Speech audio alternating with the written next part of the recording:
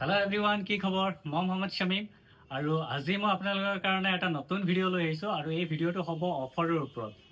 তো যিহেতু এইটো ছিজনৰ লাষ্টৰ ফালে আহি গ'ল, তো আমি এণ্ড অফ ছিজন চেল দিব ওলাই আছোঁ।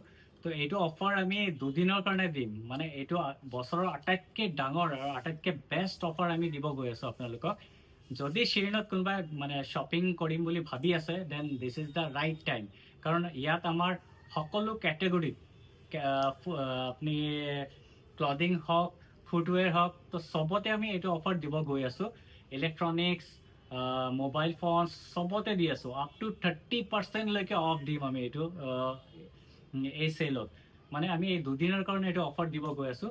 তো যদি আপোনালোকে ভাবি আছে মই শ্বিলঙত শ্বপিং কৰিম, then this is the right time. তো আপোনালোকে দেৰি নকৰি সোনকালে আহক আৰু সোনকালে লৈ যাওক, কাৰণ জানেই আমাৰ ইয়াত অফ থাকিলে কেনেকুৱা ভিৰ হয়। তো আপোনালোকে যদি যিমান সোনকালে আহিব পাৰিব, সিমান সোনকালে আপোনালোকৰ লাগতিয়াল শ্বপিংবিলাক কৰিব পাৰিব।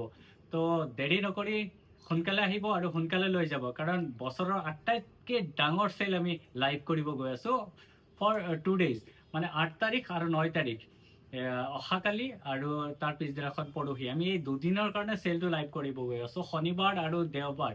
তো আপোনালোকে মনত ৰাখিব টাইমটো, আৰু তেতিয়ালৈকে আপোনালোক চবেই ভালে থাকিব আৰু চবক ভালে থাকিব দিব।